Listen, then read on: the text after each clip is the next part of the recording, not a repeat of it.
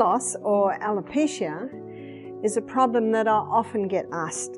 All new at 11 now, a breakthrough solution for baldness. It's a bold statement. But that's exactly what researchers say they're developing right now. Made me feel really ashamed of how I looked, for sure.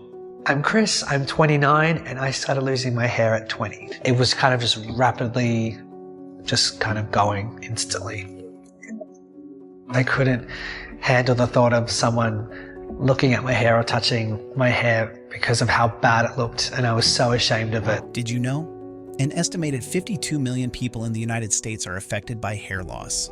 We may not know this, but August is National Hair Loss Awareness Month, and with over 52 million Americans living with this issue, there's an urgent need for education and awareness. Well, if you're losing your hair, you're definitely not alone, but soon you could be saying goodbye to comb-overs and receding hairlines. Barbara O'Neill recently tackled a common problem, losing hair, also known as alopecia. She wisely pointed out that figuring out why hair loss happens is key to finding solutions. For example, O'Neill shared a story about a friend who started using chemical hair dyes at a young age to cover up graying hair. While natural options like henna exist, using harsh chemicals can damage hair follicles over time, leading to hair loss. Well, one friend of mine, she always dyed her hair.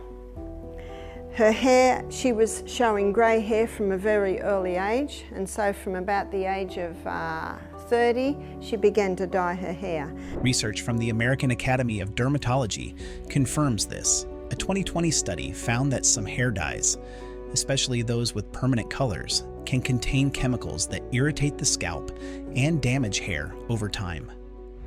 Now you can get a hair dye made of henna, and henna is a plant that can dye your hair, and that is not toxic. But my friend did not use that one. She used a chemical hair dye. O'Neill also discussed the dangers of using harsh chemicals to straighten or curl hair. And little by little, it was killing off her follicles where the hair grows. So it can be chemicals on the hair. These chemicals typically break down the hair structure to achieve the desired shape. This can weaken the hair and make it more prone to breakage and loss. Another friend of mine did not like her very curly hair, and so all her life, from probably about her late teens right up until her 50s, she straightened her hair. Now the solutions that they use to straighten the hair, or for people with straight hair that want curly hair, it is a very toxic chemical. Studies support this too. A 2021 review published in the International Journal of Trichology found that repeated use of straightening chemicals can lead to hair breakage, hair loss, and scalp irritation. So what happens is, if a person wants to straighten their hair, what the hairdresser does is pull the hair over great big rods like that. The process involves 2 stages. First, applying the chemical to break the hair's bonds, and second, rinsing off the initial solution before applying another chemical to set the new shape. And so the curly hair that's this curly, of course, gets pulled over them, and that straightens it. But if a person's got straight hair and they want curly hair, well, the rods are that big and they stretch the hair around and around and around. This method of perming, while effective in changing hair texture, can significantly damage hair over time due to the harsh chemicals involved. So whether it's to straighten the hair or whether it's to curl the hair, they put this toxic solution on. It's a strong chemical, and what it does is it breaks all the little joints in the hair, because hair has all these little joints like this. Barbara O'Neill further elaborated on the causes and solutions for hair loss, drawing from her personal experiences and professional background. She shared that her initial career as a hairdresser at age 16 gave her firsthand insight into the damaging effects of chemical treatments on hair. So what it does is it breaks the joints, and then it's molded, of course, around either there for the curl or there for the straight. During her time as a hairdresser, O'Neill frequently performed perms, which involved applying chemicals to alter the hair's natural texture, whether to curl or straighten it. She explained that these chemicals, when used repeatedly, gradually kill hair follicles, leading to hair loss. And then when all of those little bonds are broken and it's been stretched into a certain shape, they rinse off that chemical and then they put another chemical on to set it. So to set the bonds together, and then that sets the hair structure as straight or as curly. She also noted that tightly braiding hair can have a similar effect, as the constant tension and weight can damage the follicles, resulting in hair loss around the hairline.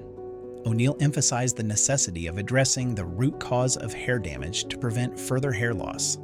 She likened it to stopping a leaking tap before mopping up the spill. Sometimes I see hair loss in a hormonal imbalance.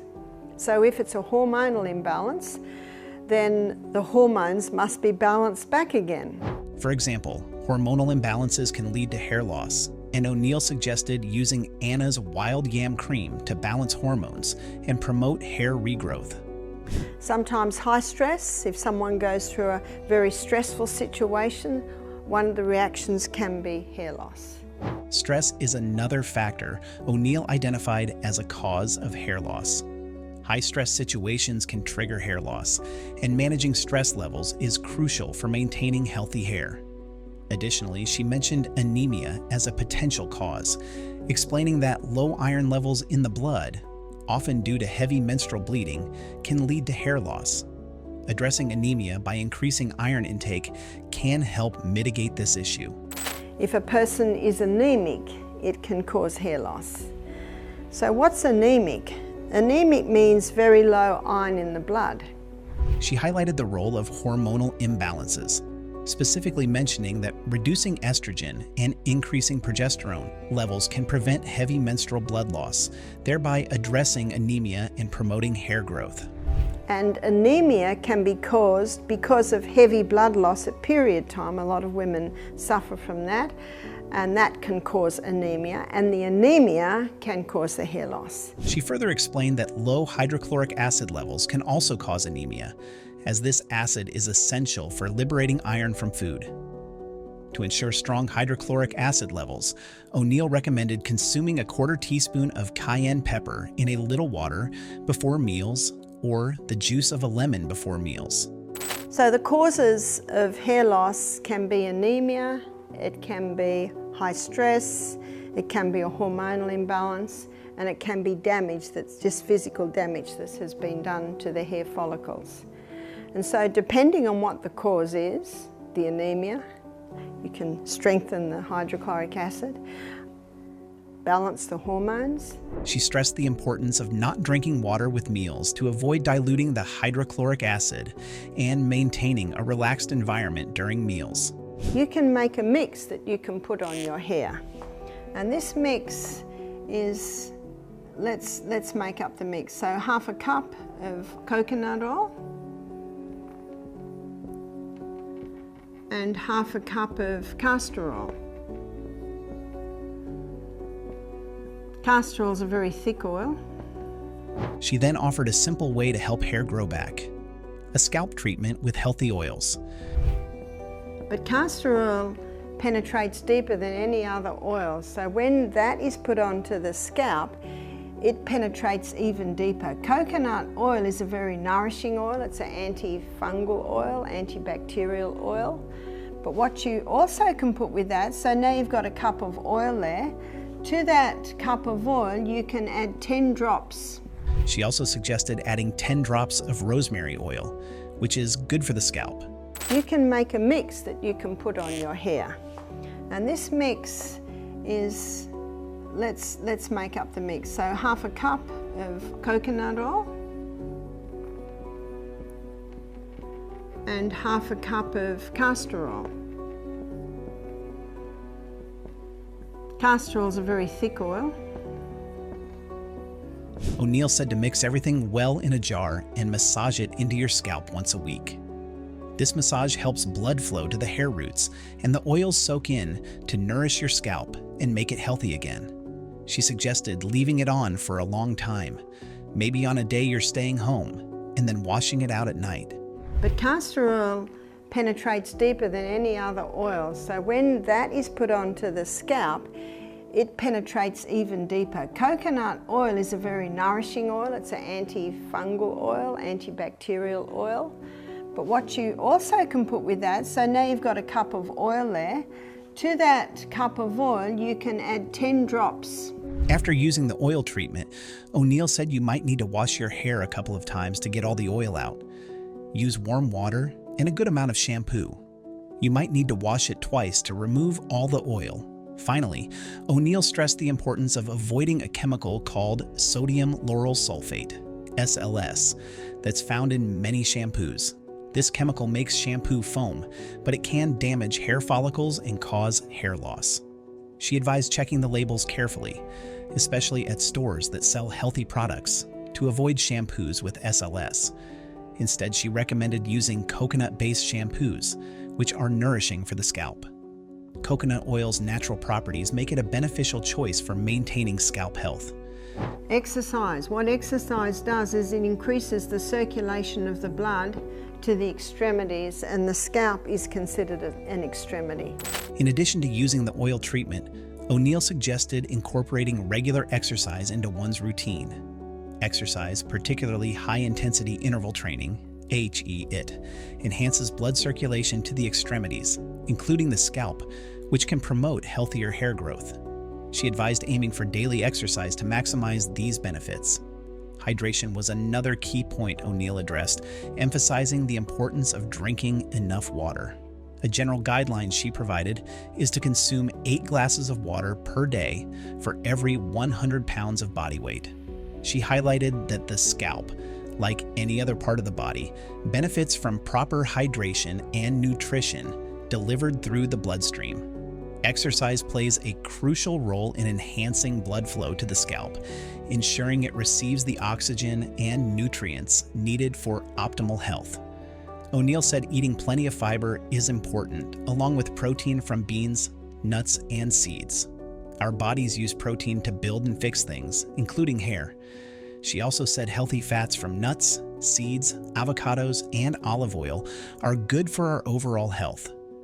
Myself, I prefer the taste of the olive oil. We had a Fijian cook for a while and they preferred the taste of the coconut oil. So whatever your preference is. It's a very concentrated food. You do not need very much, just a little bit, but it certainly can make food taste nice. She likes olive oil because it tastes good, but coconut oil is good too. Adding a little of these oils to your food makes it taste better and gives your body what it needs. We had big baked potatoes here yesterday. I opened my baked potato and I said to the cook, have you got a bit of olive oil there? Very nice to sprinkle a little olive oil in there and Celtic salt. Oh, it makes potatoes very nice. O'Neill also stressed that getting enough sleep is very important for healing and feeling better.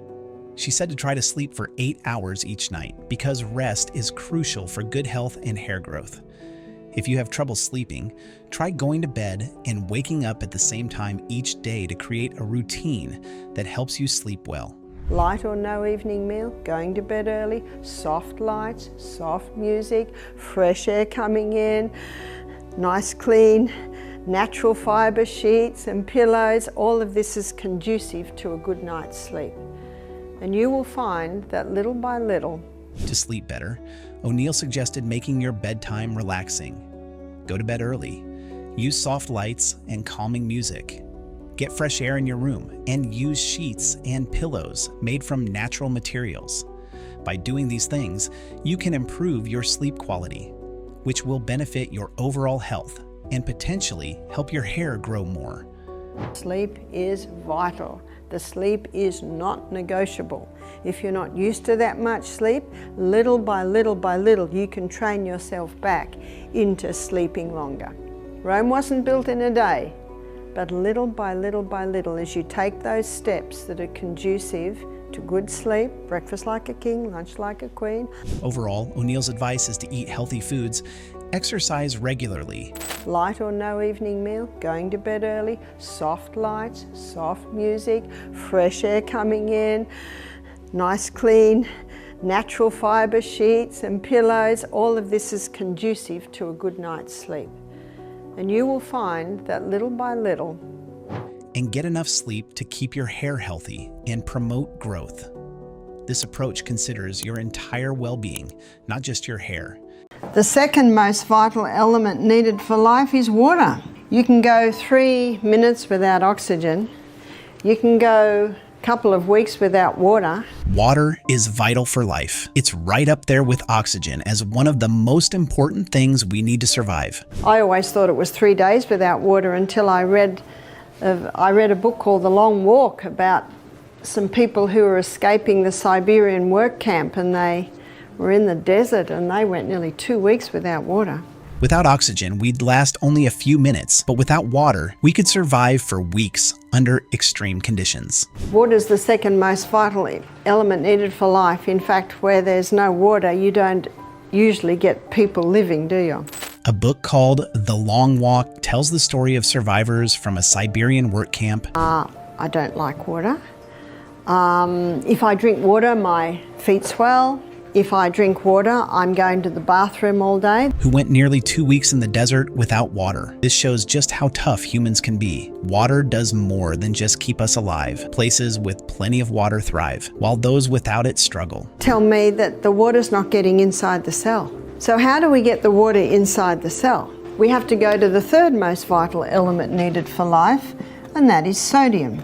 The fourth most vital element needed for life is potassium. Even so, many people today don't like drinking water. They say it tastes bad or makes them feel bloated or run to the bathroom too often. These problems often mean the water isn't getting into their cells properly. We find the highest amount of sodium in seawater, and seawater contains 92 minerals. Of those 92 minerals, sodium, another essential element, helps water get absorbed by our cells. Nowadays, many people prefer drinking sugary sodas instead of water. 30%, approximately 30% is sodium, and of those 92 minerals, approximately 50% is chloride. Now, because sodium chloride take up the most amount, these drinks don't hydrate as well and can harm our health, increasing the risk of diseases like type 2 diabetes. A woman named Sarah Smith, at 42 years old, noticed a big improvement in her health and appearance after she started drinking more water. She began this habit to help with her migraines.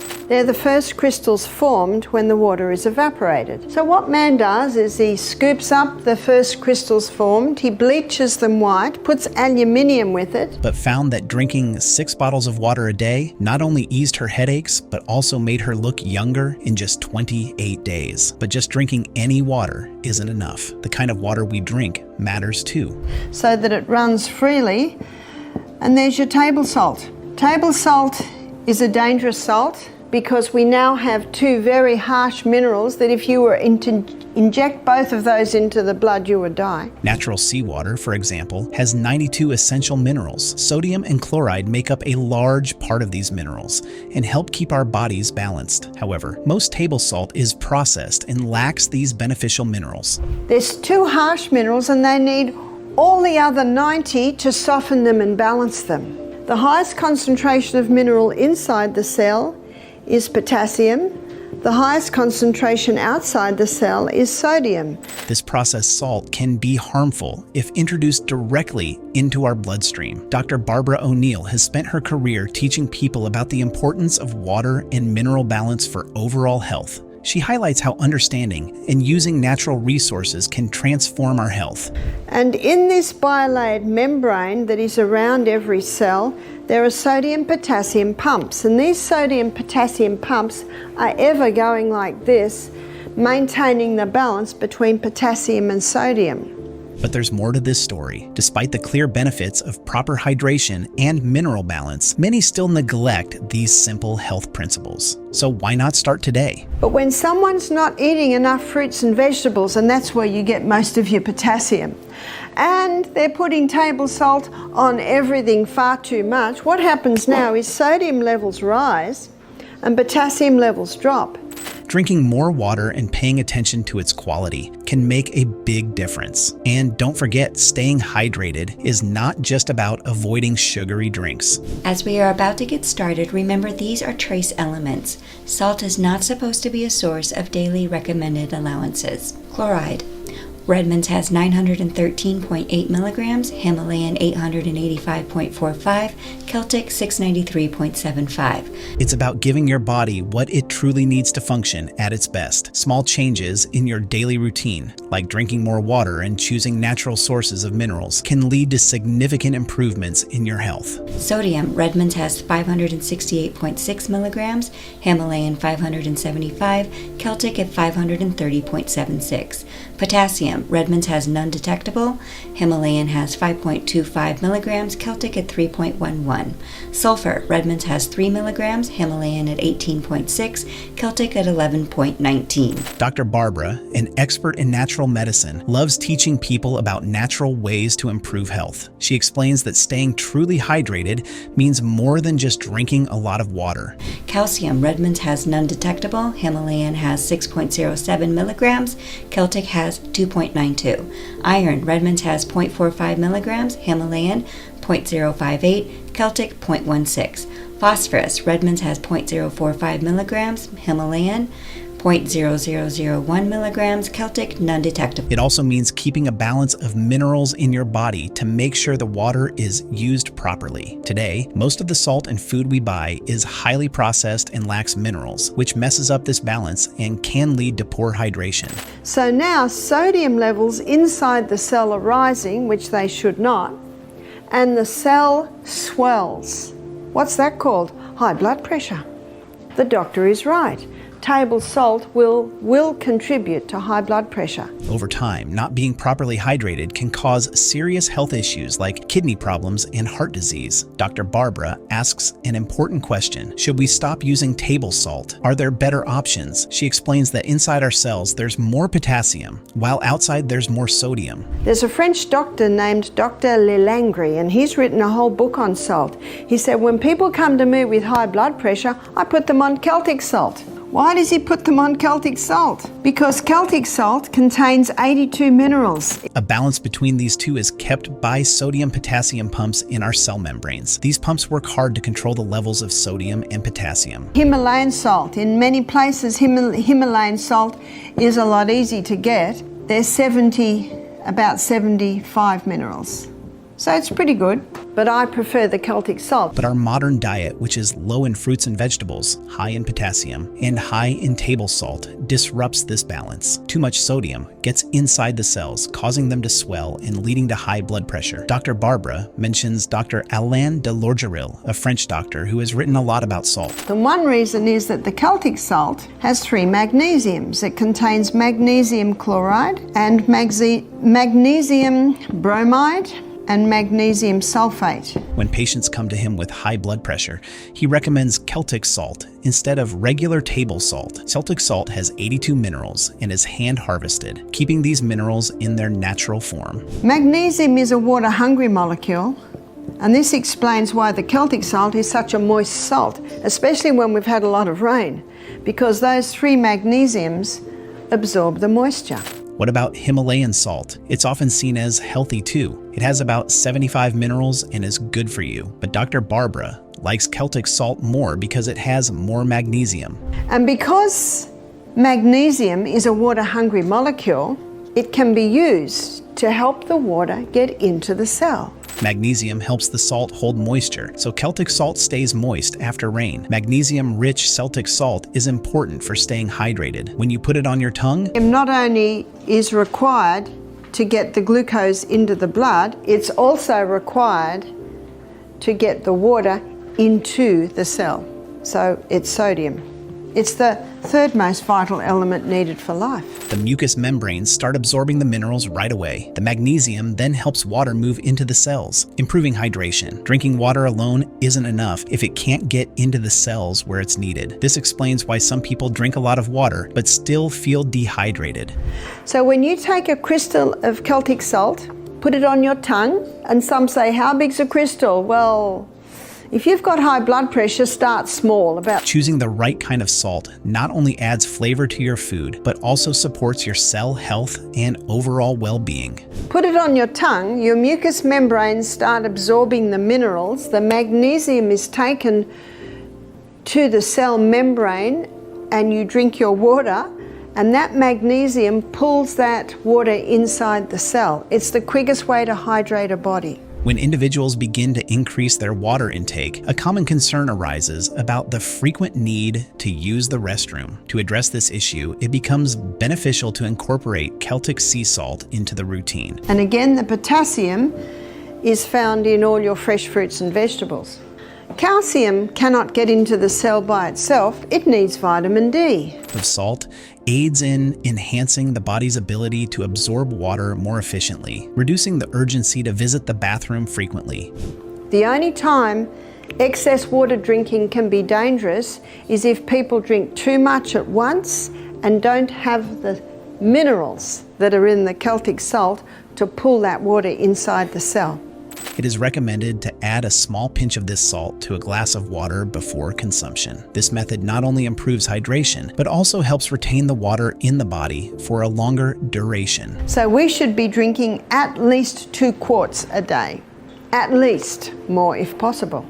Now at the moment, because you're having a steam sauna every day, I wouldn't be surprised if you've got a 0.8 of a quart loss coming out of your skin because you perspire profusely. Such a practice ensures that the body remains adequately hydrated without the inconvenience of frequent bathroom trips. If you don't have enough water, your digestion will be compromised. At every stage, water is needed for every body function, making the process of increasing water intake more manageable and comfortable. Many of us have heard we should drink about 8 glasses of water a day. I've had people complain to me, they say, I'm drinking more water now and now I'm going to the bathroom all day. So I say, are you having the salt? Have a little crystal before every glass of water. And ideally, we should be having approximately 8 glasses of water a day. This advice has been around for a long time. It comes from a 1945 recommendation by the Food Nutrition Board, which said we should drink about 2.5 liters of water daily. But people often forget that most of this water comes from the food we eat. I think I mentioned earlier, I drink half a glass as soon as I get up. I go to the bathroom, I drink another half glass. Then I get dressed and have another half glass. But when I start every glass, I have that little bit of salt. So you spread the water over the day. Hydration isn't just about drinking plain water. Fresh fruits and vegetables, which are high in water and potassium, also help keep us hydrated. Brain cells shrink when they don't have enough water. Headaches are common when we don't have enough water. Negative thought patterns can develop when our brain cells don't have enough water. If you're feeling tired or hungry, drinking water with a bit of salt can give you a quick energy boost. It's more effective than a cup of coffee or a cigarette. Another tip is to go outside and take deep breaths near a tree. Important point, if you're on the ketogenic diet, okay, low carb, if you're doing intermittent fasting, if you're doing prolonged fasting, boy, you better take enough sea salt or you're not going to feel right. You might end up with low blood pressure, you might end up with dehydration and overall weakness. And so it's not just about taking an electrolyte powder with potassium, also make sure you take enough salt. Trees give off oxygen, and deep breathing can refresh your body, giving you more energy. This shows that staying hydrated isn't just about drinking water. I can get my hand to go in and out like that without pain because around every joint there's fluid. And that fluid is synovial fluid and it is 99% water. In a state of dehydration, the body can take some water from there to maintain full blood volume in the major arteries and veins. It's also about connecting with nature to improve our well-being. Hydration also affects how well our brains work, since the brain is about 75% water. I would recommend at least 1 level teaspoon per day for an average person. And that's without exercise. The sodium chloride in the sea salt also helps with your immune system, but the other minerals also help too. I mean, you have selenium, you have calcium, you have iodine. It works best when it's well hydrated. Drinking enough water can improve your mood, memory, and energy levels. It can also reduce headaches, which are often caused by dehydration. But this isn't the worst part. Mild dehydration can make you feel anxious and tired. All of these minerals are very, very important. I mean, it's pretty wild that people still use table salt, right? You have the anti-caking mixture in there. Sometimes they put a kind of a poor source of iodine in there. Sometimes they add sugar to the salt. Keeping yourself hydrated can help with these problems and even prevent constipation. Drinking water with minerals like magnesium and sodium can help improve your bowel movements and relieve constipation. And so one of the signs of dehydration can be constricted breathing. The blood gets very thick in dehydration. Our blood needs to be nice and thin so the heart can pump it easily, so that the little filtering units in our kidneys can filter it with ease. So water is needed for every single body. Outro. Have you ever considered how much water you actually need daily? Like, leave a comment and subscribe for more. Castor oil penetrates deeper than any other oil, and wherever it penetrates it can break up lumps, bumps, adhesions. So great for cysts in the breast, for breast cancer, great for irritable bowel, great for constipation. It's very good at breaking up stones in the gallbladder, kidney stones, bone spurs. Castor oil is great at going deeper into the body than other oils, making it very good at breaking up different internal blockages. Now, to use castor oil, you make a little pack. Now, this is not really a poultice, it's more a compress. So the beauty of this is the plastic isn't really touching you. So the only thing that's touching you is the paper topping. It can dissolve clumps, nodules, and even adhesions. This is especially helpful for conditions like breast cysts and breast cancer. It's also highly recommended for soothing irritable bowels and is excellent for relieving constipation. And the plastic is really just to protect your clothes and stop oil going everywhere, which you don't want. Castor oil is very thick and it takes a little while to soak in. Dr. Barbara O'Neill believes strongly in using food as medicine to fight illnesses, helping people avoid hospital visits. She supports a holistic and natural approach to health and has many success stories from people who followed her advice. Today, she will share how everyday foods can be turned into remedies to address common health issues. So I say to people, when you're using castor oil, pour it in and don't touch it for about half an hour, and that will soak in. Castor oil is very versatile and can be used as a compress. Dr. Barbara suggests pouring a small amount of oil onto a napkin or towel. To avoid a mess, it's a good idea to line the side of the napkin that doesn't touch the skin with a plastic bag. This way, the oil won't stain your clothes. You can place the oil-soaked compress on the problem area and secure it with a cloth or bandage. The plastic doesn't touch your skin. It just protects your clothes from oil stains. Now that's a really good area to put on the abdomen. Now if castor oil is applied to the abdomen, it will heal any problems in the abdomen. So what have we got in abdomen? For a woman, there's the uterus. So that will penetrate and break up fibroids in the uterus. Castor oil is thick and takes time to absorb into the skin. Dr. Barbara recommends leaving it on for about 30 minutes to allow for full absorption. This method is very effective when used on the abdomen. For women, applying castor oil to the abdomen can help dissolve fibroids in the uterus and cysts on the ovaries. It can also soften the colon in cases of constipation or help restore it in instances of severe diarrhea. Penetrate and break up cysts on the ovaries. That will penetrate and soften the colon if the person has constipation. That will penetrate into the colon and heal the colon if the person has bad diarrhea. The castor oil will go in and it will penetrate very, very deep. The oil's ability to deeply penetrate allows it to heal the colon effectively. Now the potato is a drawer, but the potato is very gentle. There are areas in the body you would not put onion, and you would not put ginger, and you would not put garlic, but the gentle potato. So where are those areas? In the tender parts of the body. When you put a potato on your skin, it sinks in deep, cleansing and healing the area beneath.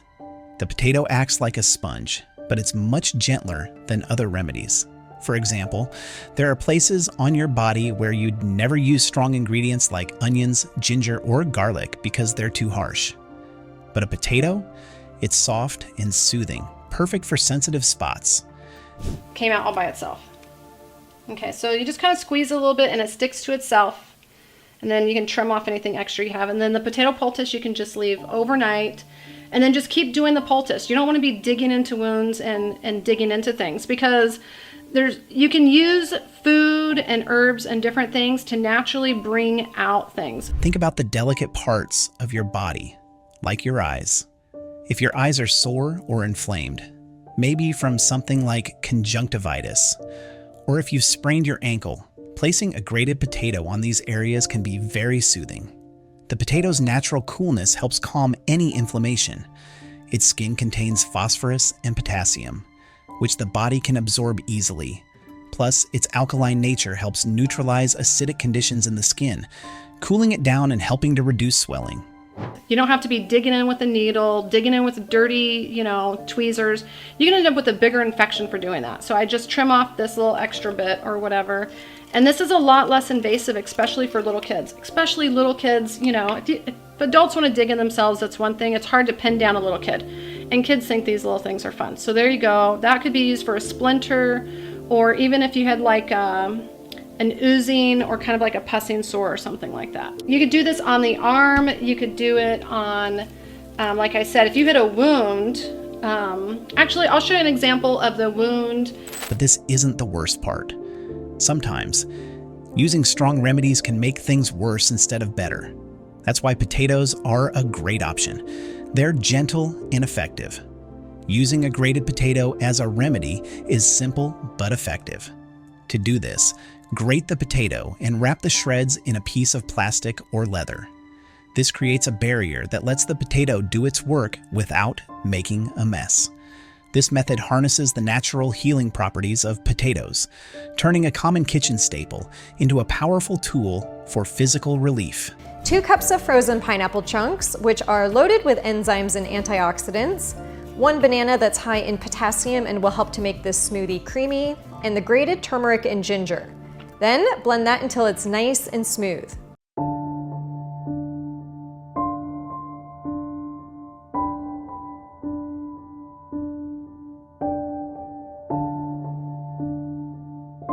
Imagine the convenience. No need to buy expensive creams or ointments. You have a natural remedy right in your kitchen that can help with various skin issues. But wait, there's more. The potato not only soothes, but also helps with swelling and redness, making it a versatile remedy for many problems. If you want a mild turmeric drink with a sweet tropical flair that will have you feeling good from the inside out, this is the drink for you. For an anti-inflammatory smoothie that doesn't include turmeric, but is still loaded with nutrients and antioxidants, I've got this luscious blueberry smoothie. First, take a cloth and place it on a sheet of plastic. This will create a protective layer. Next, grate a potato onto the cloth, but don't use too much. Fold the cloth over the grated potato to make a bundle. Put this bundle on the affected area with the plastic sheet between the cloth and your skin. Make sure there's not too much plastic, as it can be uncomfortable. Use a bandage to hold everything in place. Add 2 cups of coconut water to your blender, along with 2 cups of frozen blueberries, 1 frozen banana, half a cup of yogurt or kefir for beneficial probiotics, and you can use dairy-free as well. This setup is great for reducing swelling. You can leave it on overnight or just for a few hours, depending on how bad the swelling is. Potatoes are good for reducing inflammation, so this method works well for a sprained ankle or an ingrown toenail. So your eyes, it's very calming and cooling for inflamed eyes, conjunctivitis, sprained ankle. The grated potato is very cooling, so if you've got an inflamed red area, the potato, because it's high in phosphorus and potassium, the skin absorbs that. Next, let's talk about ginger. This root is very useful and can be used both inside and outside the body. When you eat ginger, it helps reduce inflammation and can also help with nausea. If you have digestive problems or external inflammation, ginger can be a natural remedy to help ease the symptoms and support healing. Now we're going to have a look at ginger. Ginger can be used internally and ginger can be used externally. Internally, it's an anti-inflammatory, but it's probably mostly known for its anti-nausea effect. Don't forget, these are simple yet effective remedies you can try at home. Now the easiest way I think to have this is to grate it. So you grate it on that little grater and you'll grate about a teaspoon and you put it in a little teapot and pour boiling water on it and let it sit probably 10 minutes. Now that might be too strong for you. If it's too strong, you just water it down a little bit. If someone's very cold, maybe they've been caught out in the cold or something and it's very hard to warm them up, give them a cup of... The easiest way I've found to make this is by grating it.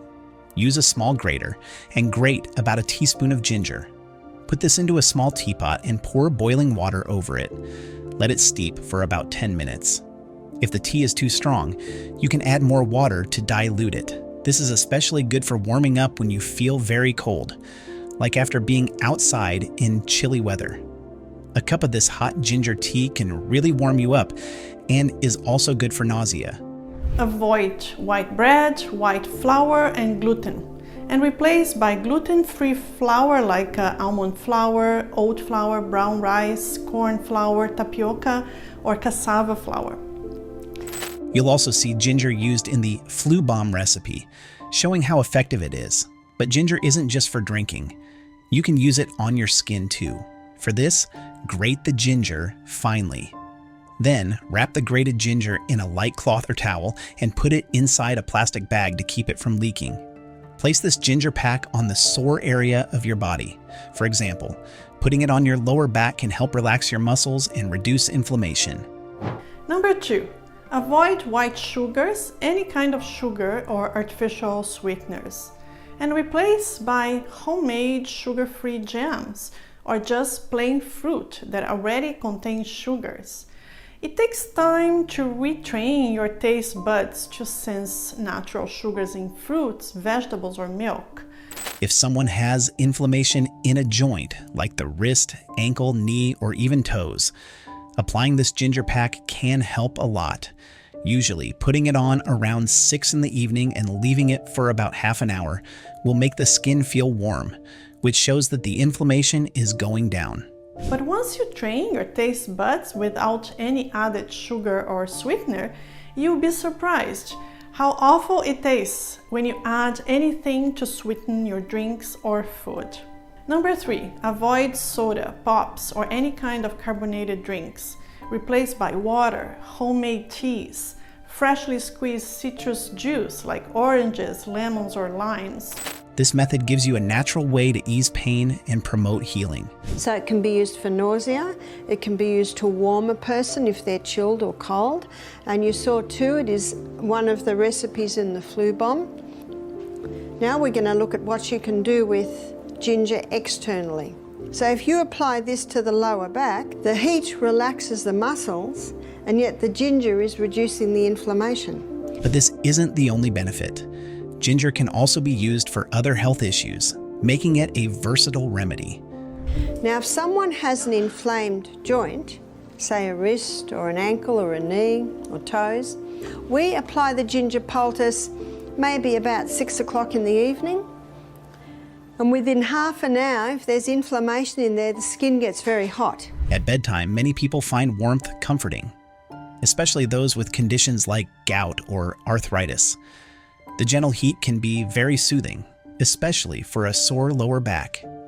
Using warmth to ease discomfort has been known for a long time. It's a simple yet effective way to help those in pain. And then the person has the choice when they're going to bed. Is that heat all right? Because if it's too hot, they can just take it off. But if it feels good to them, they can go to sleep. But when people have gout or arthritis, the heat is usually very, very nice. Besides the benefits of heat, some home remedies use everyday ingredients like onions to treat different ailments. Onions are known for their healing properties and are particularly good for treating earaches and boils. And the first one I'm going to look at is the onion. And the cooked onion, in my knowledge, is used for two main reasons. One is for an earache. To use onions for healing, you can either steam or dry bake them. This helps keep their beneficial properties. Boiling onions is less effective because it causes the good stuff to leach into the water. The other place that you can use a cooked onion is on a boil. Now you either steam it or dry bake it, because if you boil it, some of the healing properties in the onion will go into the water. When it's soft, you cut it in half, and what you can do is you can squeeze it, squeeze some of the juice from the steamed onion. It'll be boiling. Dr. Barbara suggests using steamed onions for earaches. To make this remedy, steam the onion, then cut it in half and squeeze out the juice while it's still hot. After letting the juice cool a bit, you can apply it directly to the ear. This is known to bring a lot of relief. To keep the soothing warmth, you can wrap the onion in a napkin and apply it to the painful area, making sure it's not too hot to avoid burns. Keep the poultice warm for as long as possible to get the most benefit. And when it hits the spoon, it'll cool a little, and then you can put that into the ear, and that can bring a bit of relief. And then you will put a little sheet of plastic over that, which will keep the warmth in, and then you could bandage it on the ear. As long as you can keep it warm, you can keep it there. If it starts to get cold, then the ear will ache. The onion will just reduce the inflammation. Do you believe in the healing power of natural remedies like onions? Leave your thoughts in the comments, like, and subscribe for more intriguing health insights. Pepper's a remarkable herb. In the book Back to Eden by Jethro Kloss, he devotes half a page to every other herb, but 10 pages to cayenne pepper. Cayenne pepper isn't the same as chili. While both are spices, cayenne pepper, often just called sea pepper, is gentler on your stomach. God said that he gave herbs for the service of man. So the cayenne pepper comes in and says, where would you like me? Cayenne pepper is not chili. Chili is an irritant to the lining of the gastrointestinal. Unlike some spices that might cause irritation, cayenne pepper can actually help your body. Cayenne pepper does three things. Cayenne pepper thins the blood. It's a powerful blood thinner. For example, if it finds a bleeding vessel while traveling through your bloodstream, it helps seal the leak. This amazing herb gets a lot of attention in the book Back to Eden by Jethro Kloss. Cayenne pepper is a blood stimulant, and anything that stimulates blood stimulates healing. Cayenne pepper will thin the blood. Cayenne pepper will rebuild heart muscle. Cayenne pepper will strengthen the arterial walls. You can use it internally. You can use it for a sore throat. Yes, it'll tingle at first, but once the tingling dies down, the sore throat is greatly relieved. You can use it for low hydrochloric acid. It'll wake anything up. It wakes stomachs up. One doctor says it's impossible to abuse cayenne pepper. Another doctor says it will never cause a lesion. While other herbs might get a brief mention, cayenne pepper is discussed in great detail, covering 10 pages. This herb not only adds flavor, but also has 3 key benefits. Really, it's just stimulating. You can use it externally. If someone has no feeling in their feet, or they have peripheral neuropathy, or if someone continually has cold feet. Perfect health requires perfect circulation, and perfect circulation means your feet and your hands are warm. So what you do if someone has cold feet, now what I've got is I've got double layer of kitchen paper. And I'm going to sprinkle it with a little bit of olive oil, and you spread it over the area, because what you want to do is put enough olive oil on there so that the cayenne pepper will stick to it. It thins your blood, boosts your immune system, and promotes overall health. Dr. Barbara O'Neill's research shows that even a small pinch of this pepper can significantly boost your immune response. But this isn't the most surprising part. Cayenne pepper does not cause any bleeds. In fact, if cayenne pepper is going through your arteries and your veins and it finds any bleeding, it'll seal the bleeding blood vessel. How come it can thin the blood and yet seal bleeding blood vessels? Well, God said that he gave herbs for the service of man. Cayenne pepper isn't just another ingredient for your meals. It's a powerful ally for your health. Dr. O'Neill, born on July 28, 1953, has developed many natural remedies that tackle serious health issues with few side effects. Married to Michael O'Neill, Founder of the Informed Medical Options Party, she often speaks about natural health solutions over conventional medications, especially concerning vaccination safety. Sprinkle cayenne pepper. We'd do about half a teaspoon to a foot. And then the foot goes straight on that. And that will never burn. Then you put the foot straight on there and you put the Glad wrap over and then you put a sock on. Telling me they've got pins and needles in their feet. For someone with very poor circulation, cold feet, it sometimes will take a few days. If I did that on my feet 2 nights in a row, I'd want my feet in ice water all day. My feet would get too hot.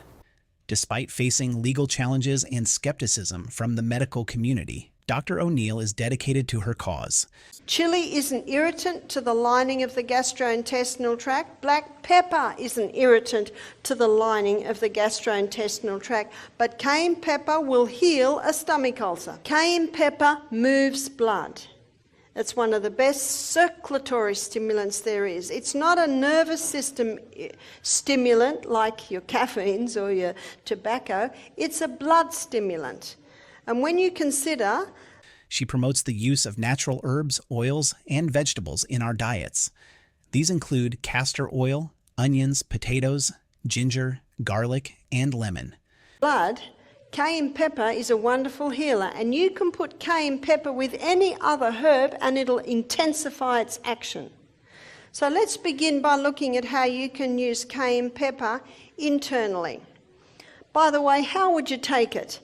Well, a medicinal dose may be 1/4 teaspoon in a little bit of water and throw it down. Won't it burn? Well, I prefer to call it tingle. It might feel like it's burning, but it will never burn. She believes these can reduce our reliance on prescription drugs and their side effects. But that's not all. Cayenne pepper, a long, thin red chili from the capsicum family, is well known not just in cooking, but also in traditional medicine. Pepper's a remarkable herb. In the book Back to Eden by Jethro Kloss, he devotes half a page to every other herb, but 10 pages to cayenne pepper. Cayenne pepper moves blood. It is a stimulant, but not a nervous system stimulant. It's not an irritant. It's a stimulant to the blood, and whenever you move blood, you move healing into that area. Internally, it can relieve a sore throat. It's different from chilies in the chili family, with a Scoville heat unit range that adds zest without overwhelming heat. It's used fresh, dried, and ground into a powder, and has been a staple in many global cuisines. Tingle at first, but when that tingling settles down, you'll find relief, because cayenne pepper also has an analgesic effect. It's a natural painkiller. Cayenne pepper can be used for an upset stomach. When it gets into the blood, it thins the blood, it opens the capillaries, it strengthens the arterial wall. About 1/4 teaspoon in a little cup of water, or maybe 1/3 cup of water just before the meal. It can also be used externally, and to use it externally... From Mexican and Cajun to Korean and Sichuan, the health benefits of cayenne are vast. It has been used in Ayurvedic and Eastern medicine for centuries to aid digestion and improve circulation. And it can bring feeling into feet that nothing else will do. Remember what cayenne pepper does? What I like to do is I like to understand what the actives are in the herb, and then you know to apply it. And its number one most important active is it moves blood. So it's going to pull blood to the area when you've got that on the bottom of the feet.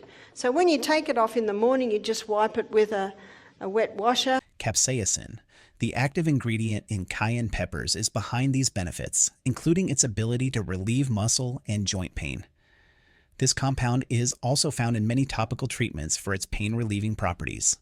So when you add cayenne pepper to your dishes, from spaghetti to tacos and more, you're not just enhancing the flavor, you're also getting a host of health benefits.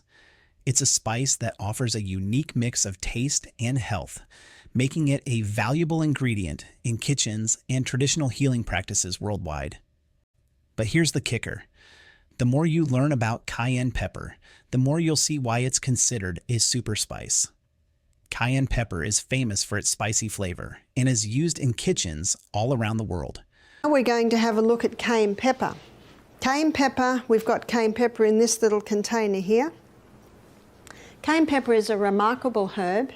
Some people say we shouldn't use it because it's a stimulant. It is not a stimulant like caffeine or alcohol or marijuana is a stimulant. It's a blood stimulant. That means it's good because Leviticus 17:11 states that the life of the flesh is in the blood. So anything that moves blood is going to be helpful. Originally from Central and South America, this spice is now popular in places like India, East Africa, Mexico, and many parts of the United States. Dr. Barbara O'Neill, a health expert, talks about the many benefits of cayenne pepper. It's by Sam Beiser. It's called Curing with Cayenne. And he shows in that book that you put cayenne with any other herb and it'll intensify that other herb's action. It's a blood stimulant. It can be used internally and it can be used externally. And I think in your book it shows how it does three main things internally in the blood. It thins the blood, it strengthens the arterial walls. She says this powerful spice not only helps thin the blood and strengthen heart muscles, but also keeps the arteries healthy and improves blood flow. Good blood circulation is important because it helps the body heal faster. And it opens the capillaries. So let me tell you about an experience I had a few years ago. It was one of our retreats. I got the call, lady'd had a heart attack. I was only 3 minutes away, that's why you have to be fit. I ran down, it was a cooking class with about 16 people, and she was lying on the floor. She was 80. Her husband said she'd already had a few that year, and they always called the ambulance, but they thought, let's see what they do. Dr. O'Neill highlights that blood needs to move smoothly to keep us healthy. My off-cider, cayenne pepper, quickly. We got the cayenne pepper. Now, there was a guy holding a pulse, and he said the pulse is almost gone. She was just white. So I don't know how much I got. You're just in a hurry. So I think I got about half a teaspoon, put it straight in her mouth. She was half conscious, gave her a little bit of water to drink. The guy holding the pulse yelled out, "The pulse is strong." This would have been 2 minutes. And you could feel that pulse come back. Cayenne pepper is also known for healing stomach ulcers. Unlike caffeine or tobacco, which affect the nervous system, cayenne pepper works on the circulatory system without the same risks. Many people use aspirin to thin their blood, but Dr. O'Neill warns it can cause dangerous bleeding in the brain, stomach, and eyes. She suggests using cayenne pepper instead because it's safer and more effective. Came back to her face. She sat up and said, "What happened?"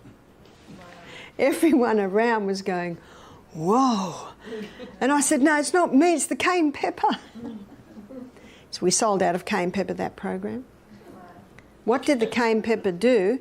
It thinned the blood, it opened the capillaries and got a dramatic delivery of blood through the whole body. Remember, 1 minute for 1 drop of blood to go around your whole body. But this isn't the worst part. Cayenne pepper also improves digestion.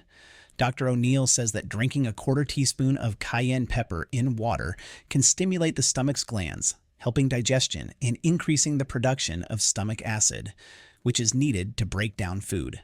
Though it may cause a burning sensation at first, this just means the stomach is working harder. Studies back up Dr. O'Neill's claims. The capsaicin in cayenne pepper can prevent stomach ulcers by fighting off harmful bacteria and helping produce digestive fluids. It also helps repair and prevent bleeding in blood vessels, showing just how beneficial this spice can be. And there's more. Dr. O'Neill mentions using cayenne pepper to treat sore throats. Its pain-relieving properties cause an itching feeling at first, but soon after, the throat feels soothed and the pain is gone. Beyond just easing pain, cayenne pepper can also help with upset stomachs and cold feet. This shows how versatile and helpful this natural remedy is. Dr. O'Neill strongly believes that herbs like cayenne pepper are nature's way of providing us with solutions to many health issues. Many people experience poor circulation or health conditions like anemia, diabetes, and the side effects of chemotherapy. These issues often cause numbness or a cold feeling in their feet. A common but wrong solution is to soak cold feet in hot water. However, Dr. Barbara O'Neill advises against this because it can damage tissue. Instead, she suggests a safer and surprisingly effective method, using a compress made from olive oil and cayenne pepper. For those who prefer, castor oil can be used instead. And there's more. Dr. O'Neill mentions using cayenne pepper to treat sore throats. Its pain-relieving properties cause an itching feeling at first, but soon after, the throat feels soothed and the pain is gone. Beyond just easing pain, cayenne pepper can also help with upset stomachs and cold feet. This shows how versatile and helpful this natural remedy is. Dr. O'Neill strongly believes that herbs like cayenne pepper are nature's way of providing us with solutions to many health issues. Many people experience poor circulation or health conditions like anemia, diabetes, and the side effects of chemotherapy. These issues often cause numbness or a cold feeling in their feet. A common but wrong solution is to soak cold feet in hot water. However, Dr. Barbara O'Neill advises against this because it can damage tissue. Instead, she suggests a safer and surprisingly effective method, using a compress made from olive oil and cayenne pepper. For those who prefer, castor oil can be used instead. ADD clip. To make this compress, start with a double layer of kitchen paper on a plastic sheet. Drizzle a moderate amount of olive oil over the paper, spreading it evenly so the cayenne pepper sticks well. Be careful not to use too much oil, or it might seep through the paper. Then, sprinkle half a teaspoon of cayenne pepper over it. Put this under your foot, wrap it with the plastic sheet, and cover it with a sock. Dr. O'Neill recommends applying this compress before bedtime, especially for those who often have cold or numb feet. By morning, you might feel a tingling sensation, which means better circulation. Repeat this every other night until your feet feel warm or the numbness goes away. These sheets can also be prepared in advance for convenience, but this isn't the only benefit of the cayenne pepper compress. Dr. O'Neill found it can also help with an underactive thyroid.